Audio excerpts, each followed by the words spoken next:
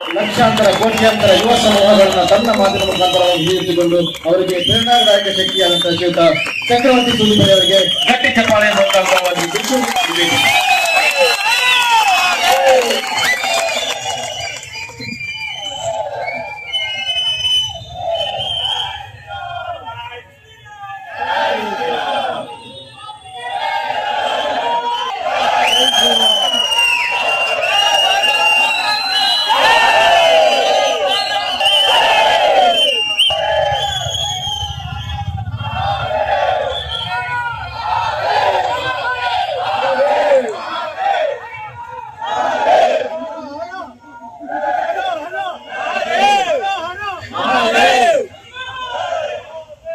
शारदादेवी रामकृष्ण जगद्गुरु पादपद्मे तयो श्रुत्वा प्रणमामि मुहुर्मुहुः रत्नाकर धौतपदां हिमालय किरीटिनी ब्रह्मराजर्षि रत्नाट्यां वंदे भारत मातरಂ.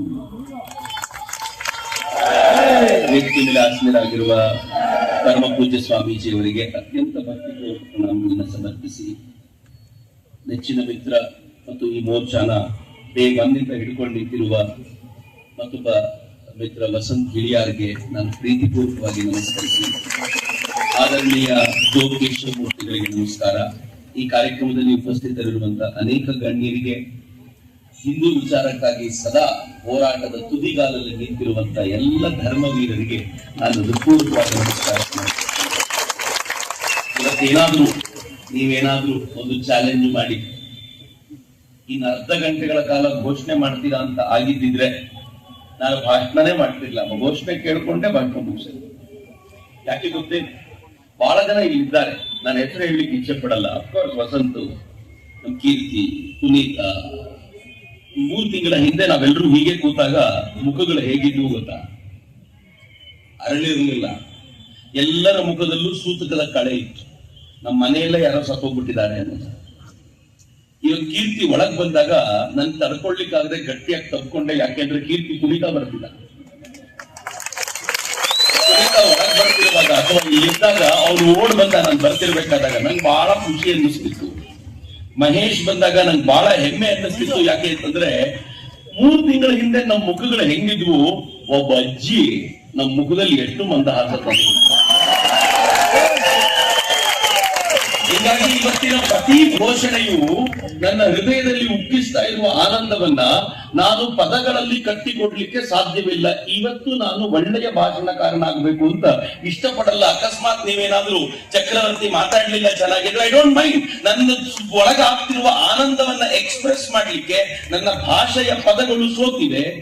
ನನ್ನ ಒಳಗಾಗ್ತಿರುವ ಆನಂದವನ್ನ ಎಕ್ಸ್ಪ್ರೆಸ್ ಮಾಡ್ಲಿಕ್ಕೆ ನಾನು ಇದುವರೆಗೂ ಮಾಡಿದ ಎಲ್ಲ ಕೆಲಸಗಳು ಸೋತಿವೆ. ಯಾಕೆಂದ್ರೆ ಆನಂದ ಹಂಗಿದೆ ಅಂತ ನಾನು ಈ ಕೆಲಸದಲ್ಲಿ ಭಾಗಿಯಾದ ಪ್ರತಿಯೊಬ್ಬರಿಗೂ ಕೂಡ ಹಣೆಹಚ್ಚಿ ನಮಸ್ಕಾರ ಮಾಡ್ತೀನಿ. ಯಾಕೆಂತಂದ್ರೆ ಇಲ್ಲಿ ಸೇರಿರುವ ಕೆಲವರಿಗಾದ್ರೂ ಕೆಲವು ತಿಂಗಳುಗಳ ಕಾಲ, ಕೆಲವು ವರ್ಷಗಳ ಕಾಲ ಅನುಮಾನವಿದ್ದಿರಬಹುದು. ವಸಂತ್ ಗಿಳಿಯಾರ್ ಆದಿಯಾಗಿ ನನ್ನನ್ನು ಸೇರಿದಂತೆ ಡೇ 1 ಇಂದ ಧರ್ಮಸ್ಥಳ ಕ್ಷೇತ್ರದ ಮೇಲೆ ಆದರಣೀಯ ವೀರೇಂದ್ರ ಹೆಗ್ಗಡೆಯವರ ಮೇಲೆ ಒಂದು ದಿನವೂ ಅನುಮಾನ ಇಲ್ಲದಂತೆ ಇದ್ದೀವಿ ನಾವು. ಹೀಗಾಗಿ ಆನಂದ ಬಹಳ ಇದೆ ಅಂತ ನಾನು ಹೇಳಿ. ಸ್ವಾಮೀಜಿ ಹೇಳಿದ್ರು, ಒಂದು ಗಿಳಿ ತನ್ನ ಕೊಕ್ಕಿನಲ್ಲಿ ನೀರು ತೆಗೆದುಕೊಂಡು ಹೋಗಿ ಬೆಂಕಿ ಆರಿಸ್ತಾ ಇತ್ತು. ಕೋತಿಗಳು ಬೆಂಕಿ ಹಚ್ತಾ ಇದ್ವು. ಬೆಂಕಿ ಆರಿಸಲಿಕ್ಕೆ ಪ್ರಯತ್ನ ಪಟ್ಟವ್ರ ಪುಸ್ತಕ ಬೇರೆ ಮತ್ತು ಬೆಂಕಿ ಹಚ್ಚಲಿಕ್ಕೆ ಪ್ರಯತ್ನ ಪಟ್ಟವ್ರ ಪುಸ್ತಕ ಬೇರೆ ಅಂತ 3ನೇದೊಂದು ಪುಸ್ತಕ ಇದೆ ಸ್ವಾಮಿ. ಬೆಂಕಿ ಹಚ್ಚಿದವ್ರನ್ನ ಯಾರು ಬಡದು ಹೋಗ್ತಾರಲ್ಲ ಯಮ, ಅವರಿಗೋಸ್ಕರ ಒಂದು ಪ್ರತ್ಯೇಕ ಪುಸ್ತಕ ಇದೆ. 3ನೇ ಪುಸ್ತಕ ಇಂಪಾರ್ಟೆಂಟ್. ನಾವು ಬರೀ ಬೆಂಕಿ ಆರಿಸ್ತಾ ಇದ್ದೀವೋ, ಬೆಂಕಿ ಹಚ್ಚಿದವ್ರನ್ನ ಬಡದು ಇನ್ನು ಮುಂದೆ ಅವರು ಬೇರೆ ಕಾಡು ಸುಡದಂತೆ ನೋಡ್ತೀವೋ ಅನ್ನೋದಕ್ಕೆ ಆ 3ನೇ ಪುಸ್ತಕದಲ್ಲಿ ಬರಬೇಕಾಗಿದೆ ಅಂತ. ಇಲ್ಲದೆ ಹೋಗಿದ್ರೆ ಆರಿನ ಬೆಂಕಿ. ನಾವು ಗುಡ್ ಬುಕ್ಸ್ ಅಲ್ಲಿ ಬಂದಾಯ್ತು. ನಮ್ಮನ್ನು ಭಗವಂತ ತನ್ನ ಗುಡ್ ಬುಕ್ ಅಲ್ಲಿ ಬರೆದಾಯ್ತು. ಆದರೆ ಇನ್ನೊಂದು ಅಪರೂಪದ ಪುಸ್ತಕ ಅವನ ಹತ್ರ ಇದೆ. ಇವರು ಧರ್ಮವೀರರು, ಇವರು ನನ್ನ ಧರ್ಮವನ್ನ ಕಾಪಾಡ್ಲಿಕ್ಕೋಸ್ಕರ ತಮ್ಮನ್ನ ತಾವು ಪಣಕ್ಕಿಟ್ಟವರು ಎನ್ನುವ 3 ಪುಸ್ತಕದಲ್ಲಿ ಬರಬೇಕು ಎನ್ನುವ ಕಾರಣಕ್ಕೇನೆ ನಾನು ನೀವು ಇಲ್ಲಿ ಸೇರಿರೋದು. And I am damn sure ಇನ್ನು ಕೆಲವು ತಿಂಗಳುಗಳಷ್ಟೇ ನಾವೆಲ್ಲರೂ ಯಾವ ತರದ ಇತಿಹಾಸವನ್ನ ಬರೀಲಿಕ್ಕಿದ್ದೀವಿ ಅಂತಂದ್ರೆ ಆ 3ನೇ ಪುಸ್ತಕ ಫುಲ್ ಆಗುತ್ತೆ. ಎಷ್ಟು ಜನ ಇದ್ದಾರೆ ಅಂತ ನನಗೆ ಅನೇಕ ಬಾರಿ ವಿರೋಧಿಗಳನ್ನ ಬೈಲಿಕ್ಕೆ ಮನಸ್ಸಾಗೋದಿಲ್ಲ. ನಿನ್ನೆ ಇಡೀ ದಿನ ನಾನು ಬೆಳಿಗ್ಗೆ ಒಂದು ಕಾರ್ಯಕ್ರಮ, ಸಂಜೆ ಒಂದು ಕಾರ್ಯಕ್ರಮ, ಅದರ ಮಧ್ಯೆ ಒಂದಷ್ಟು ಆಲೋಚನೆಗಳು, ಚರ್ಚೆಗಳು ನನ್ನ ಕಾರ್ಯಕರ್ತ ಮಿತ್ರರೊಂದಿಗೆ, ರಾತ್ರಿ 10ವರೆಗೆ ಒಂದು ಟಿವಿಯಲ್ಲಿ ಒಂದು ಚರ್ಚೆಯ ಕಾರ್ಯಕ್ರಮ ಮುಗಿದಾಗ ರಾತ್ರಿ 12:30 ಮನೆಗೆ ಬಂದು ಮಲ್ಕೊಂಡಾಗ 2 ಗಂಟೆ ನಾನು ಸುಮ್ಮನೆ ಯೋಚನೆ ಮಾಡ್ತಿದ್ದೆ. ಬೆಳಿಗ್ಗೆ 5:30ಯಿಂದ ಹಿಡಿದು ರಾತ್ರಿ 2 ಗಂಟೆಯವರೆಗೆ ಧರ್ಮಸ್ಥಳ, ಮಂಜುನಾಥ, ಅಣ್ಣಪ್ಪ ಬಿಟ್ರೆ ಬೇರೆ ಜಪವೇ ಬರದಂತೆ ಮಾಡಿದ ಅವರುಗಳನ್ನ ನಾನು ಯಾಕೆ ಬೈದು? ನನ್ನಲ್ಲೇನು ನನ್ಗೆ ಗೊತ್ತಿದೆ, ಇಲ್ಲಿರೋ ಬಹುತೇಕರು ಧರ್ಮಸ್ಥಳಕ್ಕೆ ವರ್ಷಕ್ಕೊಂದ್ಸಲ ಹೋಗಿ ಬಂದು ಹುಂಡಿಯಲ್ಲಿ ಕಾಣಿಕೆ ಹಾಕಿದ್ರೆ ಮುಗಿದಿತ್ತು ಅಂತಿತ್ತು. ಆದ್ರೆ ಟಿವಿ ಚಾನೆಲ್ಗಳು ದಿನ ಬೆಳಗಾದ್ರೆ ಧರ್ಮಸ್ಥಳ ಅಂದು ಕಳೆದ ಕೆಲವಾರು ದಿನಗಳಿಂದ ನಿರಂತರವಾಗಿ ಮಂಜುನಾಥನ ದರ್ಶನ ಆಗ್ತಿದೆಯಲ್ಲ, ಕಾರಣ ಆದವ್ರು ಏನ್ ಹೀಗಾಗಿ ಬೈಲಿಕ್ಕೆ ಏನು ಹೇಳ್ಕೊಳ್ಳೋ ಅಗತ್ಯ ಇಲ್ಲ. ಆದ್ರೆ ಇಷ್ಟೊಂದು ಸತ್ಯವಿದ್ದರೆ ಸೂತಕದ ಛಾಯೆ ಇವತ್ತು ಪೂರ್ತಿ ಕಳೆದಿದೆ. ಈ ಸೂತಕದ ಛಾಯೆ ಕಳೆದಿರುವಾಗ ಸಂಬಂಧವೇ ಇಲ್ಲದ ನನಗೆ, ನಾನು ಧರ್ಮಸ್ಥಳಕ್ಕೆ ಯಾವ ಸಂಬಂಧವೂ ಇಲ್ಲ, ನನಗೆ ವೀರೇಂದ್ರ ಹೆಗಡೆಯವರ ಕುಟುಂಬ ನನಗೆ ಯಾವುದೇ ಬಂಧುತ್ವ ಇಲ್ಲ, ನಾನು ಜೈನ ಕಮ್ಯುನಿಟಿಗೆ ಸೇರಿದವನಲ್ಲ. ಇನ್ನೊಂದು ಹೆಜ್ಜೆ ಮುಂದೆ ಹೋಗೋದಾದ್ರೆ ನಾನೇನು ಬಹಳ ಶ್ರದ್ಧೆಯಿಂದ ಪ್ರತಿ ಸಲ ಧರ್ಮಸ್ಥಳಕ್ಕೆ ಹೋಗ್ಲೇಬೇಕು ಅಂತ ಹಠ ಹಿಡಿದೇನು ಹೋಗೋದಿಲ್ಲ.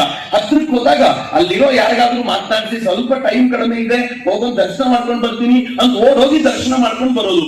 ನನಗೆ ಧರ್ಮಸ್ಥಳದ ಮೇಲಿನ ಈ ಆರೋಪಗಳು ಸಹಜವಾಗಿ ಕಳೆದು ಹೋಗ್ತಾ ಇರುವಾಗ ಇಷ್ಟು ಖುಷಿಯಾಗೋದಿದ್ರೆ ವೀರೇಂದ್ರ ಹೆಗಡೆಯವರಿಗೆ ಎಷ್ಟು ಖುಷಿ ಆಗ್ತಿದ್ದಿರ್ಬೋದು ಇವತ್ತು ಅಂತ ನಾನು ಯೋಚನೆ ಮಾಡಿದಾಗಿಲ್ಲ ಭಾವಿಸ್ತೀನಿ. ನಾನೊಬ್ಬ ಟಿವಿ ಆಂಕರ್ ಜೊತೆ ಮಾತನಾಡ್ತಿದ್ದೆ. ಆ ಟಿವಿ ಆಂಕರ್ ಕೇಳಿದ್ರು ನನಗೆ, ರೀ ಚಕ್ರವರ್ತಿ, ಇವತ್ ನಮ್ಮನ್ನೆಲ್ಲ ಹೊಗಳತೀರಾ ನೀವು? ಕಳೆದ ಕೆಲವಾರು ದಿನಗಳಲ್ಲಿ ಎಂತೆಂತ ಮಾತು ಬಯಸ್ಕೊಂಡಿದ್ದೀನಿ ಗೊತ್ತಾ? ನನ್ನ ಅಮ್ಮನ ಹೆಸರು ತಂದ್ರು, ನನ್ನ ಅಕ್ಕನ ಹೆಸರು ತಂದ್ರು, ನನ್ನ ಹೆಂಡತಿ ಹೆಸರನ್ನು ತಂದ್ರು ಅಂದ್ಬಿಟ್ಟು ಅವ್ರು ಹೇಳಿದ್ರು, ಈ ಮಂಗಳೂರಿನವ್ರಿಗೆ ಬ್ಯಾವರಿಸಿ ಬಿಟ್ರೆ ಬೇರೆ ಬೈಲಿಕ್ಕೆ ಬರೋದಿಲ್ಲ. ನಾನು ಉತ್ತರ ಕರ್ನಾಟಕದವರು, ಬಾಯಿ ಬಿಟ್ರೆ ಬೆಂಕಿ ಬಿಡ್ತೀನಿ ಅಂತವ್ನು ಕಂಟ್ರೋಲ್ ಮಾಡ್ಕೊಂಡಿದ್ದೀನಿ ಧರ್ಮಸ್ಥಳ ಅನ್ನೋ ಕಾರಣಕ್ಕೋಸ್ಕರ ನನ್ನ ಕತೆ ಹೆಂಗಿರ್ಬೇಡಿ ಹೇಳಿ ಅಂತಂದ್ರು. ನನಗೆ ಆ ಕೂತಾಗ ಅನ್ನಿಸ್ತಿತ್ತು, 4 ದಿನಗಳ ಕಾಲ ಬೈಗುಣ ಕೇಳಿದ್ದಕ್ಕೆ ನಿಮ್ ಆಕ್ರೋಶ ಹಿಂಗಾಗಿ ಬೈಬೇಕು ಅಂತ ಅನಿಸ್ತಿದ್ರೆ 12 ವರ್ಷಗಳ ಕಾಲ ನಿರಂತರವಾಗಿ ಒಂದು ಸುಳ್ಳನ್ನ ಇಟ್ಕೊಂಡು ಒಂದು ಪರಿವಾರವನ್ನ, ಒಬ್ಬ ವ್ಯಕ್ತಿಯನ್ನ ನಿರಂತರವಾಗಿ ಬೈದ್ರಲ್ಲ, ಆ ಮನುಷ್ಯನ ಮುಖ ಹೆಂಗಾಗಿದ್ದಿರ್ಬೋದು ಅಂತ ಯೋಚನೆ ಮಾಡಿದ್ದೀರಿ ಯಾವಾಗಲೂ? ವೀರೇಂದ್ರ ಹೆಗಡೆಯವರ ಬಗ್ಗೆ ನಾನು ಅವ್ರ ಬಗ್ಗೆನೇ ಮಾತಾಡ್ತಿರೋದು. ಅವ್ರ ಬಗ್ಗೆ ಆಲೋಚನೆ ಮಾಡಿದಾಗಲೆಲ್ಲ ಭಾವುಕನಾಗ್ತೀನಿ. ಯಾಕೆ ನಾನು ಅಂತಂದ್ರೆ ಪ್ರತಿ ವೇದಿಕೆಯ ಮೇಲೂ ಇದನ್ನ ಹೇಳ್ತಿದ್ದೀನಿ, ನಿಮಗೂ ಹೇಳ್ತೀನಿ. ನಾನು 55 ವರ್ಷಗಳ ಕಾಲ ಸಮಾಜಕ್ಕೋಸ್ಕರ ದುಡಿದಂತ ಒಬ್ಬ ವ್ಯಕ್ತಿ, 55 ವರ್ಷಗಳ ಕಾಲ ನೀವು ಯಾವ ಸಮಸ್ಯೆನ ಗೊತ್ತಿದೆ, ಇಲ್ಲಿರೋ ಪ್ರತಿಯೊಬ್ಬರು ಕೂಡ ಒಂದಲ್ಲ ಒಂದು ಸಲ ವೀರೇಂದ್ರ ಹೆಗಡೆಯವರ ಕಾಲಿಗೆ ಬಿದ್ದಿದ್ದೀವಿ. ಕೊನೆಗೆ ನಮ್ದೇನಾದ್ರೂ ಸಮಸ್ಯೆ ಇದ್ದಾಗ ಕೇಳ್ಕೊಂಡಿದ್ದೀವಿ, ಈ ಸಮಸ್ಯೆಗೆ ಪರಿಹಾರ ಕೊಡಬಹುದಾ ಅಂತ. ಅನೇಕ ಬಾರಿ ಪರಿಹಾರ ಹಣದ ರೂಪದಲ್ಲಿ ಆಗಬೇಕಾಗಿರುತ್ತೆ, ಇನ್ನು ಕೆಲವು ಬಾರಿ ಶಕ್ತಿ ತುಂಬಬೇಕಾಗಿರುತ್ತೆ. ಸಾಂತ್ವನ ಹೇಳಿ ಕಳಿಸಿದ್ದಾರೆ ಅವರು ನಮಗೆ. ನಮಗವ್ರ ಹತ್ತಿರದಿಂದ ಗೊತ್ತಿರುವ ಒಬ್ಬ ವ್ಯಕ್ತಿಯ ಬಗ್ಗೆ, ನಮ್ಮ ಊರಿಗೆ ಬಂದಿರುವ, ನಮ್ಮ ದೇವಸ್ಥಾನಕ್ಕೆ ಬಂದಿರುವ, ನಮ್ಮ ದೇವಸ್ಥಾನಕ್ಕೆ ಹಣ ಕೊಟ್ಟಿರುವಂತ, ನಮ್ಮ ದೇವಸ್ಥಾನಕ್ಕೆ ಉದ್ಧಾರಕ್ಕೋಸ್ಕರ ಪ್ರಯತ್ನ ಪಟ್ಟಿರುವ, ನನ್ನ ಮಗುವಿನ ಅಧ್ಯಯನಕ್ಕೋಸ್ಕರ ಸ್ಕಾಲರ್ಶಿಪ್ ಕೊಟ್ಟಿರುವ, ನಮ್ಮ ಊರಿನ ಕೆರೆಯನ್ನು ಸ್ವಚ್ಛಗೊಳಿಸಿರುವ, ನನ್ನ ಹಳೆಯ ಮಂದಿರವೊಂದನ್ನ ಪುನರುಜ್ಜೀವನಗೊಳಿಸಿಕೊಟ್ಟಿರುವ, ಸದಾ ಕಾಲ ನನ್ನ ಔನ್ನತ್ಯಕ್ಕೋಸ್ಕರ ನಿರಂತರ ಪ್ರಯತ್ನ ಪಡುತ್ತಿರುವಂತ ಒಬ್ಬ ವ್ಯಕ್ತಿಯನ್ನ ಅವರ ಕಾಲಿನ ಧೂಳಿಗೂ ಸಮನಿಲ್ಲದ ಮತ್ತೊಬ್ಬ ವ್ಯಕ್ತಿ ಬಾಯಿಗೆ ಬಂದಂತೆ ನಿಂದಿಸಿದಾಗ ವಿಡಿಯೋ ನೋಡಿ ಲೈಕ್ ಕೊಟ್ಟಿಲ್ಲ.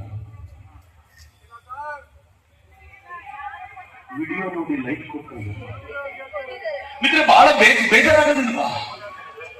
ಕಾವ ಕಾಮಾಂಧರನ್ನ ನಂಗೆ ಈ ಪದಗಳನ್ನು ಬಳಸೋದು ಇಷ್ಟ ಆಗೋದಿಲ್ಲ ವಸಂತ್, ಬಹಳ ನೋವಾಗತ್ತೆ. ಆದ್ರೆ ನಾವು ಪ್ರತ್ಯಕ್ಷ ದರ್ಶನ ಮಾಡಿದೀವಿ ಇದನ್ನಲ್ಲ. ಅವರನ್ನು ಕಾಮಾಂಧರು ಅಂತ ನಿರ್ಲಜ್ಜತೆಯಿಂದ ಕರೆಯಬೇಕಾದಾಗ ಒಬ್ಬ ವ್ಯಕ್ತಿಯ ಕುರಿತಂತೆ ಅವರಿಗಂತೂ ನಿರ್ಲಜ್ಜತೆ ಇತ್ತು ಬಿಡಿ. ಆದ್ರೆ ಈ ವಿಡಿಯೋಗಳನ್ನ ಪಾಸ್ ಮಾಡಿದವರನ್ನ ಇದ್ರೂ ಇರ್ಬೋದೇನೋ, ದೊಡ್ಡವರು ಏನ್ ಬೇಕಿದ್ರು ಮಾಡಬಹುದು ಅನ್ಕೊಂಡ ನಮಗೆ ಒಂದು ಕ್ಷಣವೂ ನಾಚಿಕೆ ಆಗ್ಲಿಲ್ವಾ? ನಾವೇನ್ ಕಡಿಮೆ ಇಲ್ಲ. ಮೊದಲನೇ ಹೊಂಡ ನೋಡಿದ್ವಿ, ಸಿಗ್ಬೋದೇನೋ, ಸಿಗ್ಲಿಲ್ಲ. ಎರಡನೇ ಹೊಂಡದಲ್ಲಿ ಸಿಗ್ಲಿಲ್ಲ. ಮೂರನೇ ಹೊಂಡದಲ್ಲಿ ಮೂಳೆ ಸಿಕ್ತು, ನೋಡ್ಲಿಲ್ವಾ? ಅವ್ರು ಹೇಳಿದ್ ನಿಜ ಅಂದಿಲ್ಲ. ಆದ್ರೆ ಆ ಮೂಳೆ ಗಂಡಸಿರುದು ಅಂತ ಆಯ್ತು. ನಾಲ್ಕನೇ ಹೊಂಡಕ್ಕೆ ಏನು ಸಿಗಲಿಲ್ಲ. ಐದನೇ ಹೊಂಡದಲ್ಲಿ ಒಂದೇನೋ ಸಿಕ್ತು, ಸ್ಕೆಲಿಟನ್, ನೋಡಿದ್ಯಾ ಸಿಕ್ತು ಅಂತ ಅವ್ರು ವಿಜಯೋತ್ಸವ ಆಚರಣೆ ಮಾಡಿಯೇ ಬಿಟ್ರು. ಸಿಕ್ಬಿಡ್ತು ನೋಡಿ, ನಾವ್ ಹೇಳಿರ್ಲಿಲ್ವಾ ಅಂತ. ಆಮೇಲೆ ಅದ್ರು ಗಂಡಸಿರುದಪ್ಪ ಇದು. ಇಲ್ಲಿ ರೇಪ್ ಆಗಿದ್ದ ಹೆಣ್ಮಕ್ಳಿಗೂ ಗಂಡಸರಿಗೂ ಮೊದಲು ಹೇಳಿ ಸ್ವಲ್ಪ ಸೈಲೆಂಟ್ ಆದ್ರು. ಆರನೇ ಹೊಂಡದಲ್ಲಿ ಏನಿಲ್ಲ, ಏಳರಲ್ಲಿ ಏನಿಲ್ಲ, ಎಂಟರಲ್ಲಿ ಏನಿಲ್ಲ, ಸ್ವಲ್ಪ ಚಿಗಿತ್ಕೊಳ್ಳಿಕ್ಕೆ ಶುರು ಮಾಡಿದ್ರು ನಮ್ಮ ಜನ. ನಾವು ಧರ್ಮಸ್ಥಳದ ಪರ. ಈಗ 8 ಹೊಂಡದಲ್ಲಿ ಸಿಗದವರೆಗೂ ಸ್ವಲ್ಪ ಡೌಟ್ ಇತ್ತು, ಆಮೇಲೆ ಸ್ವಲ್ಪ ವಿಶ್ವಾಸ ಬಂತು. ಆದ್ರೂ ಒಂದು ಒಳಗೊಂದು ಅನುಮಾನ, 13ರಲ್ಲಿ ಸಿಕ್ಕಿದ್ರೆ ಏನ್ ಮಾಡ್ತಾ ಇದ್ದಪ್ಪ. ಈಗ ಇವರು ಏನು ಕಡಿಮೆ ಇಲ್ಲ, SIT ನವರು 12ರವರೆಗೂ ತೆಗೆದ್ರು, ಏನೂ ಇಲ್ಲ ಅಂದ್ರು. 13 ಸ್ಟಾಪ್ ಮಾಡಿದ್ರು, 14ಕ್ಕೆ ಹೋದ್ರು. ಯಾರು ಹೇಳಿದ್ರು 14ಕ್ಕೆ ಹೋಗಿ ಅಂತ? ಅವ್ರಿಗೆ ಹಠ ಇತ್ತು, ಒಂದಾದ್ರೂ ಹುಡುಗಿ ತೆಗೆದು ಬಿಡ್ತೀವಿ ಅಂತ.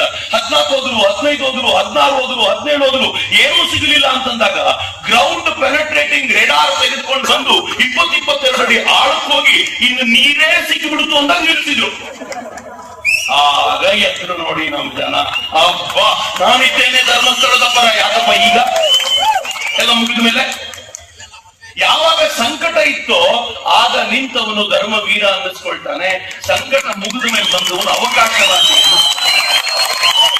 ನಾನು ಅವಕಾಶವಾದಿಯೋ ಸಂಕಟದ ಕಾಲದಲ್ಲಿ ನಿಂತ್ಕೊಳ್ಳೋನು ಅನ್ನೋದನ್ನು ಯೋಚನೆ ಮಾಡಿ. ಹೀಗಾಗಿ ಒಂದು ವಿಚಾರವನ್ನ ಹೇಳ್ತೀನಿ. ಇವತ್ತು ಇಡೀ ದಿನದಲ್ಲಿ ನಂಗೆ ಗೊತ್ತಿಲ್ಲ ನೀವು ಮನೆಗೆ ಏನ್ ತೆಗೆದುಕೊಂಡು ಹೋಗ್ತಿರೋ, ಏನ್ ಟೇಕ್ ಹೋಮ್ ಮೆಸೇಜ್ ತೆಗೆದುಕೊಂಡು ಹೋಗ್ತಿರೋ, ಒಂದೇ ಒಂದು ಮೆಸೇಜ್ ನಾನು ಕೊಡ್ಲಿಕ್ಕೆ ಇಚ್ಛೆ ಪಡ್ತೀನಿ. ಅಕಸ್ಮಾತ್ ನೀವು ಮನಸ್ಸಿನಲ್ಲಿ ಚಕ್ರವರ್ತಿಯ ಬಗ್ಗೆ ಸ್ವಲ್ಪವಾದ್ರೂ ಗೌರವ ಇದ್ರೆ, ನಂಗೆ ವಿಶ್ವಾಸ ಇಲ್ಲ, ವೀರೇಂದ್ರ ಹೆಗ್ಗಡೆಯವರನ್ನ ಬೈದಾಗ್ಲೇ ಬಾಯಿ ಮುಚ್ಕೊಂಡಿರೋ ಜನ ನಾಳೆ ಚಕ್ರವರ್ತಿಯ ಬಗ್ಗೆ ಏನಾದ್ರೂ ಕೆಟ್ಟದ್ದು ಮಾತನಾಡಿದ್ರೆ ನೀವೇನ್ ಜೊತೆಲಿ ನಿಂತ್ಕೊಳ್ತೀರಿ, ನಾನು ನಂಬ್ಕೊಂಡಿದ್ದೀನಿ ಅನ್ಕೊಂಡಿದ್ದೀರಾ? ದೇವರನ್ನೆಗೂ ನಂಬಿಲ್ಲ. ನಾನು ನಿಮ್ಮನ್ನ ನಂಬ್ಕೊಂಡು ಹೋರಾಟ ಮಾಡಲ್ಲ. ನಾನು ಹೇಳುವಾಗ ನಿಮ್ಗೆ ಬೇಜಾರಾಗ್ತಿರ್ಬೋದು, ಇದು ನನ್ನ ಬಗ್ಗೆನೂ ನಾನು ಹೇಳ್ಕೊಳ್ತೀನಿ. ಇದನ್ನ ನಂಬ್ಕೊಂಡು ಹೋರಾಟ ಮಾಡಿದ್ರೆ ಹಿಂದುತ್ವ ಕಟ್ಲಿಕ್ಕೆ ಆಗೋದಿಲ್ಲ ಮಿತ್ರರೇ. ಹೇಗೆ ವೀರೇಂದ್ರ ಹೆಗ್ಗಡೆಯವರು ಯಾರು ಇಲ್ಲದೆ ಹೋದ್ರು ನಾನೊಬ್ಬ ನನ್ನ ಪಾಡಿಗೆ ಕೆಲಸ ಮಾಡ್ತಾನೇ ಇರ್ತೀನಿ ಅಂತ ಮಾಡ್ತಾನೇ ಇದ್ರು, ಅಕಸ್ಮಾತ್ ನಿಮಗೆ ನಾವು ಈ ಪಾಳಯದಲ್ಲಿ ಇರಬಾರದು ಅನ್ನೋದು ಮನಸ್ಸಿನಲ್ಲಿದ್ರೆ ಒಂದೇ ಒಂದು ಮಂತ್ರವನ್ನ ಜಪಿಸಿ. ಏನ್ ಗೊತ್ತೇನು? ಯಾರಾದ್ರೂ ಹಿಂದೂ ಧರ್ಮವನ್ನ ಹೊಗಳಿದ್ರೆ ಕಣ್ಣು ಮುಚ್ಕೊಂಡು ಅಕ್ಸೆಪ್ಟ್ ಮಾಡಿ, ಏನು ಕೇಳಬೇಕು ಅಂತಿಲ್ಲ. ಹೊಗಳಿಕೆಗೆ ಯೋಗ್ಯವಾದ ಜಗತ್ತಿನ ಅತ್ಯಂತ ಶ್ರೇಷ್ಠವಾಗಿರುವ ಧರ್ಮ ನನ್ನ ಹಿಂದೂ ಧರ್ಮ, ಅನುಮಾನವೇ ಇಲ್ಲ. ಯಾರಾದ್ರೂ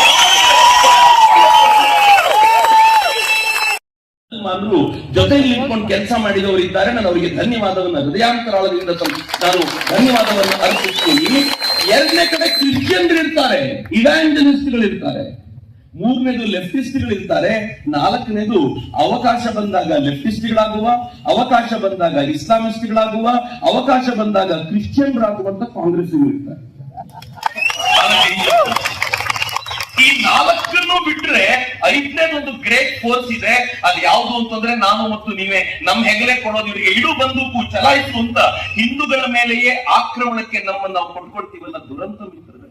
ನಾನು ಯಾಕೆ ಇಷ್ಟನ್ನು ಎಕ್ಸ್ಪ್ಲೈನ್ ಮಾಡಿದೆ ಅಂತಂದ್ರೆ, ಧರ್ಮಸ್ಥಳದಲ್ಲಿ ಆಗಿದ್ದೇನು ನನ್ಗೆ ಬಹಳ ಜನ ಹೇಳ್ತಾರೆ, ಈ ಧರ್ಮಸ್ಥಳ ಏನಾದ್ರೂ ಮೈಸೂರಿನಲ್ಲಿ ಇದ್ದಿದ್ರೆ, ಈ ಧರ್ಮಸ್ಥಳ ಏನಾದ್ರೂ ಉತ್ತರ ಕರ್ನಾಟಕದಲ್ಲಿ ಇದ್ದಿದ್ರೆ ಇಷ್ಟೊತ್ತಿಗೆ ಬಡದು ಬಿಸಾಕ್ಬಿಡ್ತಿದ್ರು ಆಕ್ರಮಣಕಾರಿಗಳನ್ನ.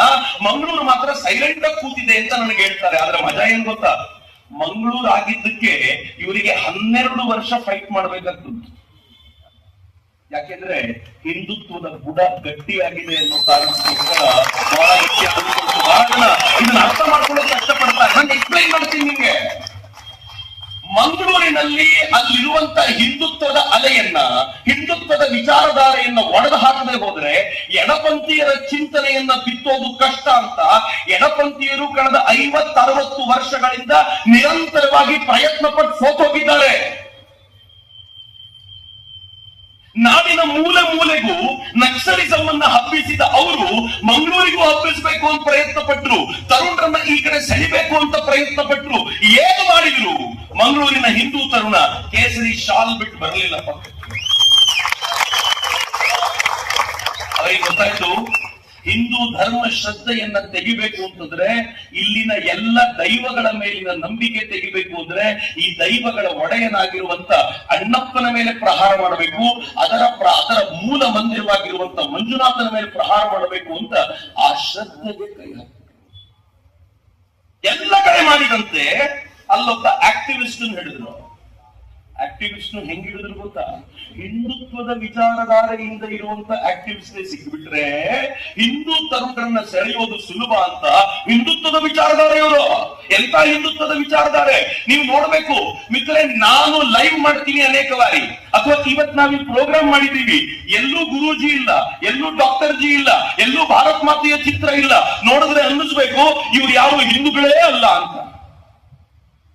ನಾನು ಹೋದ ಕಾರ್ಯಕ್ರಮಕ್ಕೆ ಕೇಸರಿ ಹಾಗೆ ಹಾಕ್ತೀನಿ ಅಂತ ಗ್ಯಾರಂಟಿ ಇಲ್ಲ.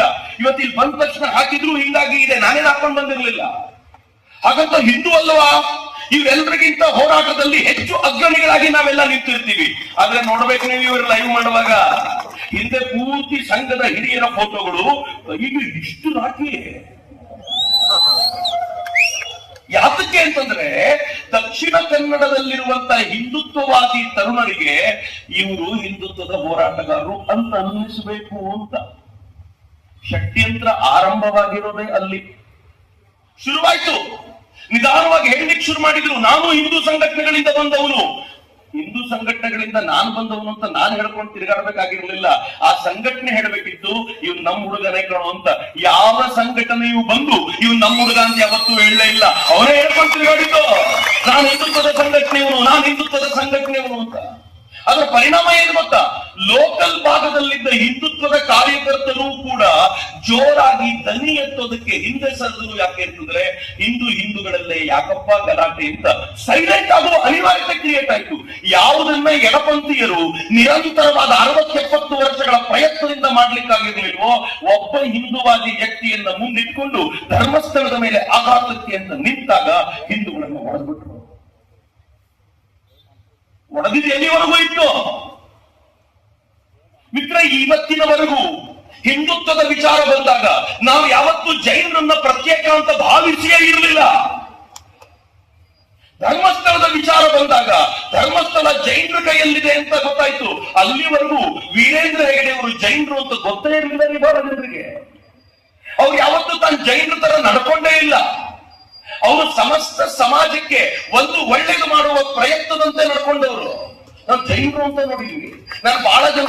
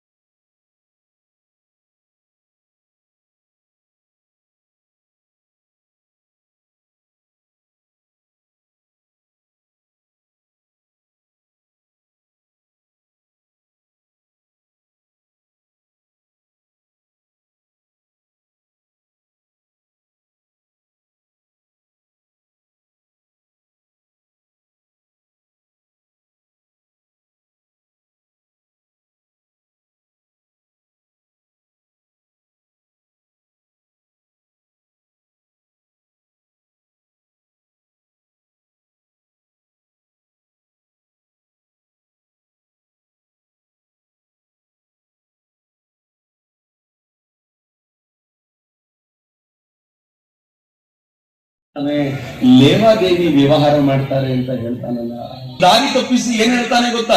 ಅವನು ಹೇಳ್ತಾನೆ, ಧರ್ಮಸ್ಥಳ ಏನು ಸ್ವಂತ ದುಡ್ಡು ಕೊಡೋದಿಲ್ಲ ರೀ, ನಾವು ಹುಂಡಿಗೆ ಹಾಕಿದ ದುಡ್ಡನ್ನು ಕೊಡ್ತಾರೆ, ನಾವು ಹುಂಡಿಗೆ ಹಾಕಿದ ಅಲ್ಲರಿ ಕೊಡೋದು, ಅವರು ಸಾಲ ಸ್ವಂತದ್ದು ಕೊಡೋದಿಲ್ಲ. ಅವ್ರು ಏನ್ ಮಾಡಿದ್ದಾರೆ ಗೊತ್ತಾ ಧರ್ಮಸ್ಥಳದವರು? ವೀರೇಂದ್ರ ಹೆಗ್ಗಡೆ ಅವರ ಕಲ್ಪನೆ ನೋಡಿ. ಅವ್ರು ಹೇಳಿದ್ರು, ಈ ಹಳ್ಳಿಯಲ್ಲಿರುವ ಬಡವರಿಗೆ ನಮ್ ಬ್ಯಾಂಕ್ಗಳು ಸಾಲ ಕೊಡೋದಿಲ್ಲ, ಯಾಕೆಂದ್ರೆ ಅವರಿಗೆ ಶ್ಯೂರಿಟಿ ಕೊಡ್ಲಿಕ್ಕೆ ಯಾರು ಇರೋದಿಲ್ಲ. ಆ ಬಡವರ ಪರವಾಗಿ ಶ್ಯೂರಿಟಿ ಮಂಜುನಾಥ ಇರ್ತಾನೆ, ನಾನು ಇರ್ತೀನಿ, ನೀವು ಅವ್ರಿಗೆ ಸಾಲ ಕೊಡಿ, ತೀರಿಸುವ ಜವಾಬ್ದಾರಿ ನನ್ನದು ಅಂತ ಬ್ಯಾಂಕಿನ ಎಕ್ಸ್ಟೆಂಡೆಡ್ ಆರ್ಮ್ ಆಗಿ ಆ ಬ್ಯಾಂಕ್ಗಳ ಮೂಲಕ ಸಾಲ ಕೊಡಿಸಿರೋದು.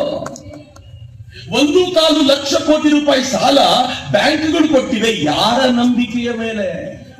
ವೀರೇಂದ್ರ ಹೆಗ್ಗಡೆಯವರ ನಂಬಿಕೆಯ ಮೇಲೆ. ಯಾವ್ದಾದ್ರೂ ಹಳ್ಳಿಗೆ ಒಬ್ಬ ಮತಾಂತರ ಮಾಡುವಂತ ಇವ್ಯಾಂಜಲಿಸ್ಟ್ ಹೋಗಿ, ನಿಮಗೆ ನಾನು ಅಕ್ಕಿ ಕೊಡ್ತೀನಿ, ನೀವು ನಮ್ಮ ಯೇಸುವನ್ನ ಸ್ವೀಕರಿಸಿ ಅಂತಂದ್ರೆ, ಅಲ್ಲಿ ಜನ ಏನ್ ಹೇಳ್ತಾರೆ ಗೊತ್ತಾ? ನಮಗೆ ಮಂಜುನಾಥ ಇದ್ದಾನೆ, ಬೇಕಾದಷ್ಟು ಅಕ್ಕಿ ಕೊಟ್ಟಿದ್ದಾನೆ, ನೀವು ಬೇಕಾಗಿಲ್ಲ ಹೋಗಿ. ನಿಮಗೆ ಸ್ಕಾಲರ್ಶಿಪ್ ಕೊಡ್ತೀನಿ, ನೀವು ಮತಾಂತರಗೊಳ್ಳಿ ಅಂತಂದ್ರೆ ನಮ್ಮ ಹಳ್ಳಿಯ ಹೆಣ್ಮಕ್ಳು ಹೇಳ್ತಾರೆ, ನನ್ನ ಮಗನನ್ನ ಮಂಜುನಾಥ ಓದಿಸ್ತಾ ಇದ್ದಾನೆ, ನೀನೇನು ಬೇಕಾಗಿಲ್ಲ ಹೋಗು ಅಂತ. ನಾನು ನಿಮಗೆ ಸಾಲ ಕೊಡ್ತೀನಿ, ಮಗಳ ಮದುವೆ ಮಾಡಿ ಅಂತಂದ್ರೆ ಸ್ವಸಹಾಯ ಸಂಘದಿಂದ ಸಾಲ ತಗೊಂಡಿದ್ದೀವಿ, ನೀನ್ ತಲೆ ಕೆಡಿಸ್ಕೊಳ್ಬೇಡ ಅಂತ ಇವ್ಯಾಂಜಲಿಸ್ಟ್ಗೆ ಬರೀ ದಕ್ಷಿಣ ಕನ್ನಡದಲ್ಲಿ ಅಷ್ಟೇ ಅಲ್ಲ, ಇಡೀ ರಾಜ್ಯದಲ್ಲಿ ಅವರ ಕೆಲಸ ನಡೆಯದಂತೆ ಮಾಡಿರುವ ಯಾವ್ದಾದ್ರೂ ಒಂದು ಪ್ರಬಲವಾದ ಶಕ್ತಿ ಇದ್ರೆ ಅದು ಧರ್ಮಸ್ಥಳ ಕ್ಷೇತ್ರ. ಅದಕ್ಕೆ ಹಾಕುವುದ ಇಲ್ಲಿಗೆ ಆ ಕೋಪಕ್ಕೆ ಧರ್ಮಸ್ಥಳದ ಮೇಲೆ ಮುಗಿಬಿದ್ದಿರೋದು. ಎಲ್ಲ ಹೋರಾಟಗಾರರಿಗೂ ಗೊತ್ತು, ಸೌಜನ್ಯನ ಹತ್ಯೆಯ ಕೇಸು ಓಪನ್ ಕ್ಲೋಸ್ ಆಗೋಗಿದೆ. ಇವರ ನೇತೃತ್ವ ವಹಿಸಿದ ಒಬ್ಬ ವ್ಯಕ್ತಿ ಒಂದು ಸ್ಟಿಂಗ್ ಆಪರೇಷನ್ ಅಲ್ಲಿ ಮಾತನಾಡ್ತಾ ಏನ್ ಹೇಳ್ತಾನೆ ಗೊತ್ತಾ? ಆತ ಮಾತನಾಡ್ತಾ ಹೇಳ್ತಾನೆ, ಸೌಜನ್ಯನ ಕೇಸ್ ಮುಗಿತು, ಇದರಿಂದ ಧರ್ಮಸ್ಥಳಕ್ಕೆ ಏನು ಮಾಡ್ಲಿಕ್ಕಾಗೋದಿಲ್ಲ, ನಾವು ಹೊಸದನ್ನೇನೋ ಕೆದಕಬೇಕು ಅಂತ ಆತ ಹೇಳಿದ್ದಾನೆ. ಆ ಕೆದಕುವ ಧಾವಂತದಲ್ಲೇ ಅವರಿಗೆ ಅಜ್ಜಿ ಸಿಕ್ಕಿದ್ರು. ವಸಂತ್ ಬಹಳ ಚೆನ್ನಾಗಿ ಹೇಳಿದ್ರು. ಒಬ್ಬ ಅಜ್ಜಿ, ಎಂತ ಕೆಟ್ಟ ಜನ ರೀ. ಒಬ್ಬ ಅಜ್ಜಿ ಬರ್ತಾರೆ, ನನಗೆ ದೇವಸ್ಥಾನದಿಂದ ಜಾಗದ ವಿಚಾರದಲ್ಲಿ ತೊಂದರೆ ಆಗಿದೆ ಅಂತ. ತೊಂದರೆ ಏನು? ನಾನು ಹಿಂಗಂದ್ರೆ ಮಕ್ಕಳು ತಪ್ಪು ಮೆಸೇಜ್ ತಗೊಂಡು ಹೋಗ್ಬಿಡ್ತೀರ, ಅದಕ್ಕೆ ಕ್ಲಿಯರ್ ಮಾಡ್ತೀನಿ ನಿಮ್ಗೆ. ತೊಂದರೆ ಏನು?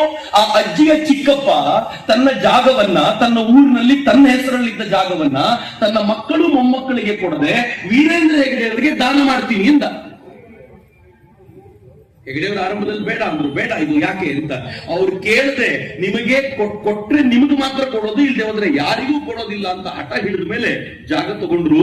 ತಗೊಂಡಿದ್ದ ಅಟ್ಟೆಯನ್ನ ಮಿತ್ರರೆ, ಪುಟ್ಟದೊಂದು ಜಾಗವನ್ನು ತಗೊಂಡು ಅಕ್ಕಪಕ್ಕದಲ್ಲಿರುವಂತಹ 12 ಎಕರೆ ಜಮೀನನ್ನು ಖರೀದಿ ಮಾಡಿ ಅಲ್ಲಿ ಒಂದು ಅದ್ಭುತವಾಗಿರುವಂತ ನ್ಯಾಚುರೋಪತಿ ಹಾಸ್ಪಿಟಲ್ ನ ನಿರ್ಮಾಣ ಮಾಡಿದ್ರಲ್ಲ, ಅದು ವೀರೇಂದ್ರ ಹೆಗ್ಗಡೆ ಅವರು ಮಾಡಿದ ಮ್ಯಾಜಿಕ್.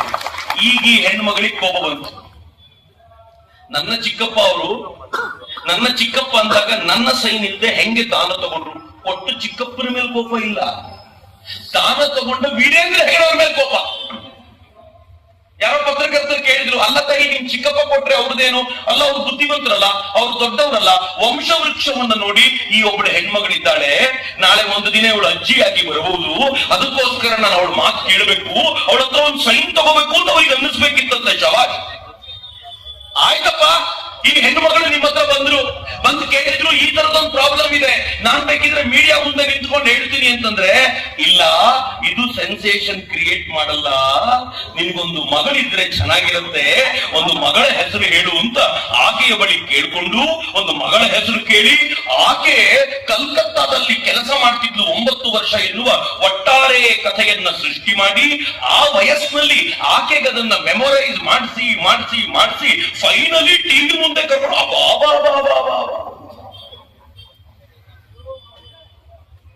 ನನ್ಗೆ ಗೊತ್ತಿಲ್ಲ ಯಾವಾಗ ಹೇಳಿದ್ನೋ, ಆ ಮಾಸ್ಕ್ ಮ್ಯಾನ್ ಒಂದ್ಸಲ ಹೇಳಿದ್ದ ಅಂತ ಒಂದು ಚಾನಲ್ ಅಲ್ಲಿ ಬಂತು. ಇವರೆಲ್ಲ ಪದೇ ನನಗೆ ಹೇಳಿದ್ರು, ಹಳ್ಳದಲ್ಲಿ ಇದೆ ಅಂತ ಹೇಳು, ಅದು ಹುಡುಕ್ಲಿ ಅವರು ಅಂತ ಹೇಳು ಅಂತ ನಂಗೆ ಧೈರ್ಯ ಇರ್ಲಿಲ್ಲ.